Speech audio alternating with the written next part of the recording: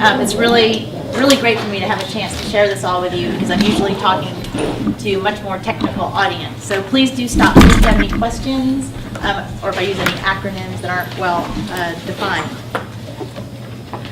So just a little bit about Pepperwood if you haven't been there. We opened our doors at the Dwight Center for Conservation Science, which is this LEED certified building that features classrooms, meeting spaces, and places for visiting scholars. We opened in June 2010. Since 2005, we've been operating an educational program in partnership with Santa Rosa Junior College, and as well as with our local public schools. So we're a very dynamic place where we have a very large preserve to do research, educate people about the environment, and one of the things we've been interested in is this question of climate adaptation. And this is a research interest that I brought to Pepperwood when I came in '09.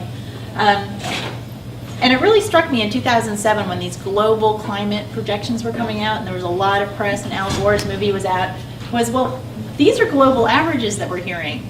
That doesn't help me at all in Sonoma County to understand how climate change may impact me. So how can we get from a global model and a global estimate to understanding our Bay Area impacts? And here we're looking at a map of maximum July temperatures in the Bay Area counties. So this has been a question I've been thinking about for some time. And this is kind of the situation we want to avoid, right? That we don't prepare in any way, and the next thing we know, we're in sort of an emergency situation. So today I'm going to talk about why we are interested in climate adaptation, why it matters. I'm going to show you some fresh off-the-shelf climate scenarios for Sonoma County that, as far as I know, are the first downscaled climate projections for Sonoma County. I have a whole bunch more maps and graphs and things I'm not going to try to share in 15 minutes, but I can point you to those resources if you want to know more about the science. And then I'm just going to touch briefly on the implications for community resilience. And this really comes out of a partnership that I belong to called the North Bay Climate Adaptation Initiative that I'll tell you more about. And that's a consortium of all these different organizations that have conservation science professionals working together to try to generate these kinds of projections for the community, and then working with different community organizations to think about, okay, well, how does this affect you, your community, your sector? How do you want to use this information? So why climate adaptation? And this isn't the most fun thing to talk about, but the point is, even if we were entirely successful in stopping emitting greenhouse gases tomorrow, we're still looking at centuries of change in our system. So the perturbation or the disturbance that we've put in our climate right now is not going to go away right away. It's creating a little wave that's going to go through the system. So we're going to need to deal with the impacts of climate change. However, this should not discourage us from taking action today, because when you look at the models and the differences between a mitigated scenario where we actually achieve our mitigation objectives and an unmitigated scenario, believe me, you want to live in the mitigated scenario world. The unmitigated scenario is not a world I want to be in, and from a natural point of view, it's a world where California has no California poppies, where California has no California redwoods, and where we start to lose the things that make our home our place. So I assume many people are familiar with this concept of ecosystem services, and this is a terminology we're using to help explain to people what open spaces and wildlands like Pepperwood do for our human communities. And one of the things I want you to leave with today is understanding that the more we look into this, the more we understand that open space and natural areas are going to buffer our human communities from the impacts of climate change. They're going to absorb the floodwaters, they're going to adjust in the way that ecosystems adjust and help buffer us from potentially negative impacts. And I want to take a moment just to reflect. We know what a special region we're in, and in terms of my career, it's been so exciting to live in a community where there are so many people with similar background to mine, hopefully a different discipline, but many technical and science people who stay in the Bay Area and want to get involved with local nonprofit efforts and local conservation efforts. So when you go to school and you get your PhD, there's people who are going to do that academic track and be in the academy, which is fabulous, but there's another group of us that choose to work in the community and apply our skill sets to the local scale. And honestly, when I took my first job in Sonoma County and I started working watershed by watershed in the county, I had colleagues saying, well, aren't you kind of overqualified for that? And I was like, well, why wouldn't you want the highest qualifications to work on the local problems? because locally is where we're going to develop solutions. So I'm going to introduce the word of downscaling to you. And the best way I can explain what downscaling means is it means shrinking the pixel size of the images that we have about our climate. So you know when you get a really gross pixel size thing, this shows you what a global circulation model output looks like. And each of these dots is a pixel for temperature. And as you can see, there's like 2 or 3 pixels that represent our entire area. And that doesn't give us a sense of the real diversity of the microclimates of the Bay Area. So this is just showing you a procedure where we can use actual empirical data to make these change elements more fine-scaled such that they start to reflect weather patterns in California. This is at 12 kilometers. But if you blew that up and you were looking at a particular watershed, these happen to be in the Sierras, but you'd still get that pixel effect. And the scientists we've been working with have been able to refine these estimates to the point where we get to something that starts to look realistic. We get to something that reflects your experience walking through the landscape, being in more highly exposed hot parts of the landscape, and then getting down into those valleys where you are more protected. And the nice thing about this is we start to see where the landscape is resilient, and that the microclimates that are created by our topography and our weather here create these pockets of resilience. And it makes the story a little bit less gloom and doom when you understand that diversity. So I'm a hydrologist. My focus is on water. You're going to hear a lot about water in this presentation as a result. And what's nice is we can take those climate estimates of temperature and precipitation and use much more detailed information. This is actually a view looking up Sonoma Valley about what we know at a very fine scale about the shapes of the valleys, the kinds of soils that we have. And we can run a model that cycles that water through that landscape and understand how much recharge are we going to get into our groundwater aquifers, how much runoff are we going to experience from the landscape, how much water will stay in the soil, which I'm going to talk quite a bit about, and how much water gets evaporated into the atmosphere. And it's a pretty basic principle in physics that as you add more heat to the system, at any particular time, more of that water is going to be evaporated into the atmosphere. And that's part of what we're finding. So here are, and I'm trying to not show very many graphs, but here are, as far as I know, the first localized projections for Sonoma County. I'm going to show you 4 scenarios for climate. Right now I'm working to generate 69 scenarios for climate. And one of the reasons why we use the word scenario is a scenario is a physically reasonable situation that could arise in the climate. It doesn't mean that we're predicting, when I make a graph that goes into the future, that in 2050, on the year 2050, exactly these conditions are going to happen. But these are sort of a long-term trends. Here it's in decades. Sometimes we do it in 30-year intervals to show where the trend is headed. And within that trend is a very variable distribution that represents the real variability we have in the real world. So what I want to say is this is the temperature graph up here. The top 2 lines are the business as usual scenario. It's probably actually a little optimistic now since our emissions are outstripping what used to be business as usual. And the lower lines, the green and the yellow, are the mitigated scenario. So even though we chose 4 models that were quite different, you're seeing that there's the blue line and the red line are pretty close. And those are pointing to possibly plus 8 degrees Fahrenheit by the end of the century added to our average maximum temperature, our average July maximum temperature. So you take the hottest day of the year on average, and you add 8 degrees Fahrenheit. That starts to get really hot. I think we can all agree that it gets really hot. Now, we still are looking at about a plus 5 with a mitigated scenario, but those 2 scenarios are really different in terms of their implications. Now, what we found when we looked at the precipitation picture, and I should say the black line is historic, that's real data. The colored lines are the projections. Here's the picture for precipitation. The models don't agree with each other. That's because emissions don't dictate rain. Rainfall is going to be a product of a lot of complex oceanic processes that different models make different assumptions about.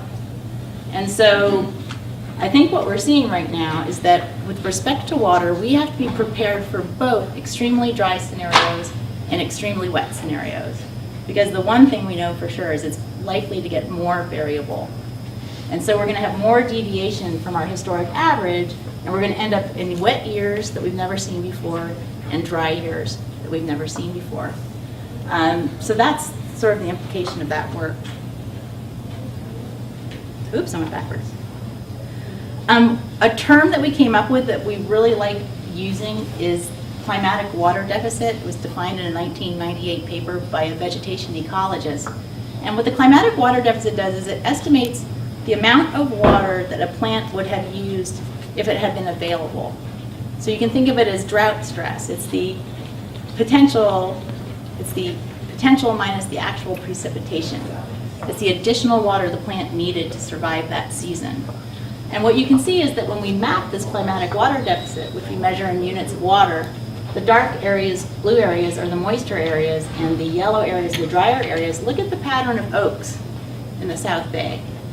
So one of the really exciting things that's come out of our research is this climatic water deficit term seems to be a real control on where things can grow. Makes sense. One of the things about climatic water deficit, when we started calculating this, and each of these lines represents a different major basin of the North Bay. So at the top we have Sonoma and Napa, which are the hottest basins. Then we have Petaluma. Then we have Marin, what we call the Bay or the East Side Marin, and there's Coastal Marin. So we start to have projections that show you the difference between places that you know these places are different from each other. But the climatic water deficit actually increases more steeply than just temperature. So as much as temperature is going up, it's a nonlinear relationship where the climatic water deficit gets more intense. So the challenge, as usual in California, is you're getting all your rain when you don't need it, and when you really need it, we will most likely have more arid conditions. So this was an important thing to explain to people, because up till then the water managers were like, hey, we may have a whole bunch more water or a whole bunch less. But the point is, we're still going to have a whole bunch less at the end of the summer, even if we have more to start with. And that's going to drive a lot more demand for irrigation. And we've been able to map this, that we look at the climatic water deficit of a watershed. It correlates really well to what water users end up needing to use. One thing that really is mysterious is fog. And this has been another really exciting outcome of our research that is now triggering an international effort. My colleague Alicia Torregrosa at the USGS said we have to start to understand fog, because fog is the difference between coho salmon surviving and not surviving during the summer. Fog is the difference between redwoods being able to persist or not persist, and fog is going to be the difference in terms of human uses of energy to stay cool or not stay cool. So we are right now going to put at Pepperwood, we're getting this fancy fog sensor that's going to start measuring the amount of water that's contributed to our ecosystem as a result of fog, and start understanding how important that can be. So one way I encourage you to visualize our climate of the future is Sam Veloz, who's a colleague of mine at PRBO Conservation Science and is a spatial analyst, said, okay, where in California has the climate that is projected for Santa Rosa at the end of the century? And if you do that, the place that it looks like we're headed towards is Santa Barbara County. Now his boss, Ellie Cohen, said, don't make them think they're sitting at the beach at Santa Barbara County. It's more like inland Santa Barbara. So when you think about, what I think about is, well, what does that mean for me? As a natural resource manager, it means that my watershed is going to be getting drier. And right now at Pepperwood, we're starting to study the vegetation and start to see if the vegetation is going to start transitioning to more drought-friendly vegetation. We do think that we're going to lose a lot of our woody species and be looking at more chaparral and grassland species moving in. It also means that the wetlands and streams that are have these little newts. One of the things we're proud at Pepperwood is we have all 3 of the California newt species there. What's going to happen to these guys as they, are subjected to bigger variations in water? But I also think that it's going to be more important that the role Pepperwood plays in absorbing stormwaters and helping to recharge aquifers is going to become more and more important. And we'll be taking that role on pretty seriously in the Upper Mark-West Basin. For those of you who are in the agricultural sector, and obviously I'm coming a lot from the conservation management perspective, but just showing you a sample again of work that's underway right now with my colleagues. One of the things we think is really important for people to understand is that the climate has already changed. We're not talking about just projecting some change, but there's change that's already happened. So they took a look at average climate from 1971 to 2000, and working with a bunch of wineries, they were able to make a map of where you could grow Pinot or Chardonnay in our area. And everywhere you can grow Pinot and Chardonnay is in color. The blue is very late harvest, meaning it's not that warm and it takes longer. And the red and yellow colors are earlier harvest. And so what they're saying is that in the last decade, compared to the previous 30 years, where you can grow grapes has expanded towards the coast. So a lot of times when people think about climate change, they say, oh, well, you're going to go up the mountain or you're going to go north, right? If you're a pika and you have a certain habitat and it gets warmer, you're going up latitude or up slope.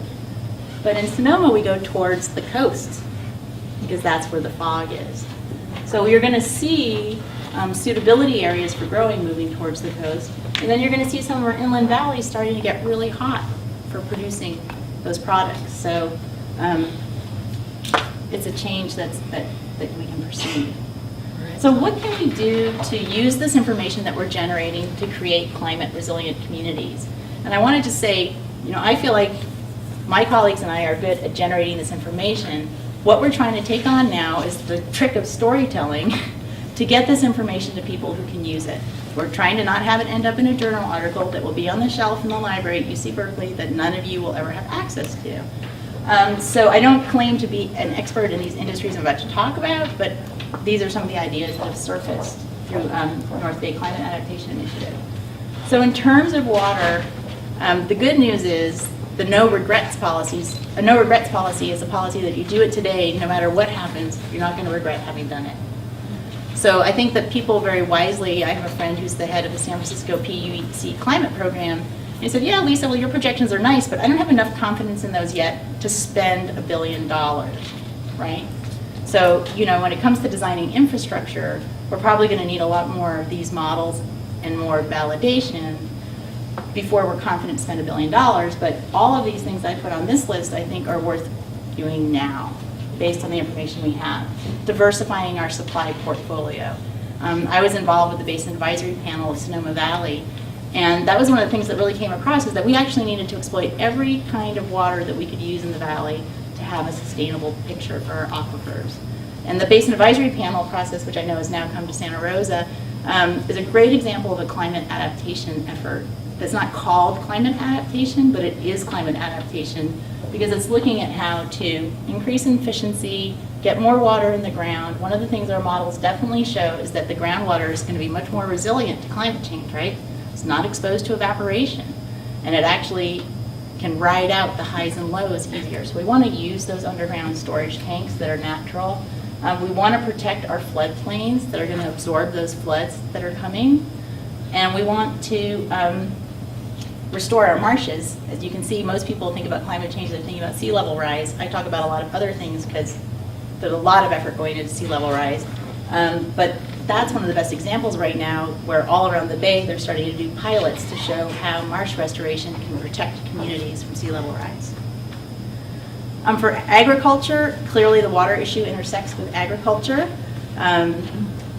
I've already been giving these presentations to agricultural communities where people come and say, well, what if we work on increasing our soil moisture holding capacity? Is that adaptive? And I was like, yes. How do we analyze the farmland that we have in the county and make sure that we protect those areas that are going to be good growing areas for the centuries to come? How do we start taking advantage of high technology? People always want to hear good news from me. The good news is that we can get information about our environment way more cheaply than we used to because of high tech. And we can use water much more efficiently because of high tech. And then a CAF group, I talked to them earlier, and they're saying, well, one of the things they're focused on is if you're a produce farmer, you need cool and chilled areas to store your produce and to be able to transport your produce. And how do you share those resources? That's going to become more important. And then finally, the issue of pests. One of the things that we're seeing is that the most climate change that we've experienced right now is not actually on those July hot summer days. It's been an increase in warming on our coolest temperatures. Less freezing, warmer winters, we had it this winter, and warmer evening temperatures. And so if we have less freezes, how is that going to affect the life cycle of the insects and pests that agriculture is dealing with, and that also may affect our health? And then finally, health.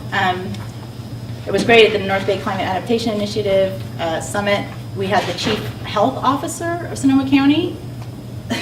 They're not about doubting climate change. They've already built up their heat emergency centers to be prepared for this. So this is an environmental justice issue, in that it's often the poorest communities that are going to have the greatest exposure, and that's something that our community is already working on. And I would also just say emergency response. I mean, we're going to be looking at more fires and more floods, and we've all got to be ready, from both the agencies that work it that way and then your local neighborhood, to be prepared for those situations. So finally, I know I'm just wrapping up. I'm a real believer in nowcasting. This is my passion as a monitoring geek. This is the weather station we put up at Pepperwood. I'm right now working through the North Bay Climate Adaptation Initiative with a whole bunch of preserve managers to get these kinds of climate stations distributed around the whole county, and working with the water agency to better measure our water supply using these stations. So finally, I'm just putting it out there, northbayclimate.org is the NBCI site.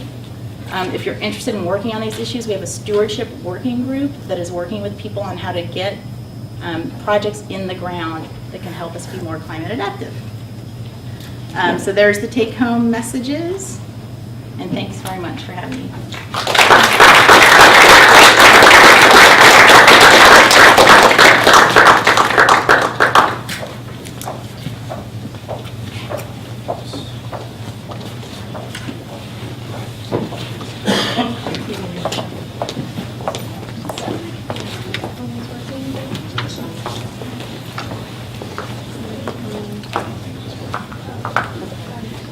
This is normal.